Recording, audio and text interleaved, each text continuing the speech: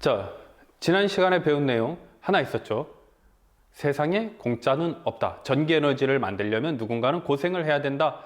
어떤 고생이냐? 코일과 자석을 움직이는 고생. 코일을 더 많이 감고 자석을 더 여러 개 사용하고 두 개의 움직임을 더 빨리 한다라는 거죠. 그러면 더 많은 에너지를 얻을 수 있다. 그걸 전자기 유도라고 했고요. 그걸 정리해보면 코일 근처에서 자석이 움직일 때 도선에 전류가 흐르는 현상이라고 정의할 수 있습니다. 이때 만들어지는 전류가 유도 전류, 이때 만들어진 전압이 유도 기전력이라고 합니다. 근데 어떻게 하면 많이 만들어지는가에 대해서는 우리가 지난 시간에 얘기를 했었어요.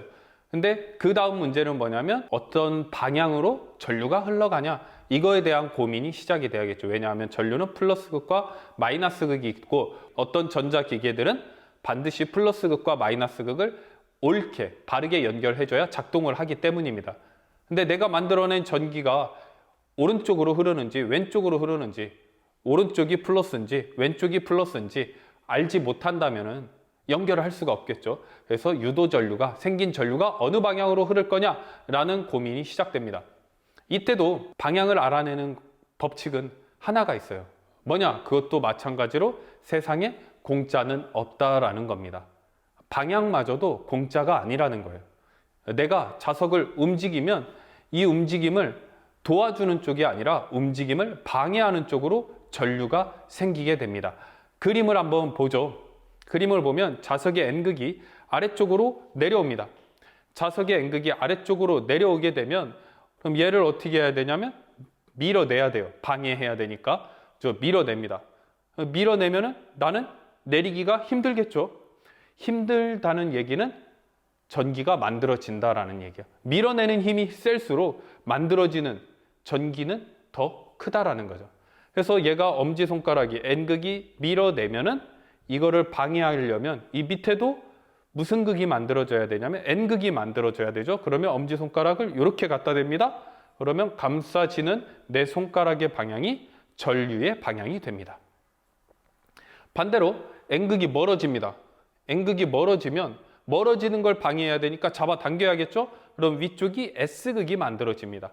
위쪽이 S극이 만들어졌다라는 얘기는 아래쪽이 N극이니까 아래쪽으로 엄지손가락 갖다 대고 감싸지면 감싸지는 방향이 전류의 방향이 됩니다. 무슨 얘기냐? 내가 자석을 움직이려고 할 때 그 움직임을 방해하면 돼요. 내가 들어가려고 하면 못 들어오게 막는 방향, 나가려고 하면 못 나가게 잡아당기는 방향입니다. 그래야 미는 사람이 혹은 나가려는 사람이 힘이 들겠죠. 그래서 방향마저도 공짜는 아니라는 겁니다. 밀어내려고 하는, 내가 들어가려고 하는데 밀어내려는 하니 힘이 너무 세, 너무 어려워. 그걸 이겨내고 밀어냈을 때 전기 에너지가 만들어진다라는 거죠. 보면은 총 4개의 방향이 있습니다. N극이 들어올 때, 나갈 때, S극이 들어올 때, 나갈 때. 잘 이해가 안 되면 이 4개를 외워도 돼요. 아니면 N극이 들어올 때 하나만 외워두고 N극이 나갈 때는 반대. 그 다음에 S극이 나갈 때는 똑같고 S극이 들어올 때는 반대. 이렇게 되는 거죠.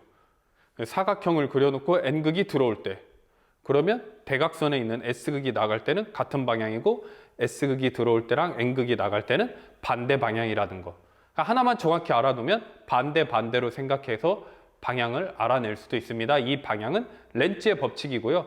이것은 전자기 유도 법칙, 지난 시간에 전자기 유도 법칙, 이 식 중에서 이 마이너스에 해당하는 부분입니다. 이 마이너스가 자기장의 변화를 반대하는 방향입니다. 기억하세요. 뭐냐? 유도 전류의 방향마저도 공짜는 없다라는 겁니다.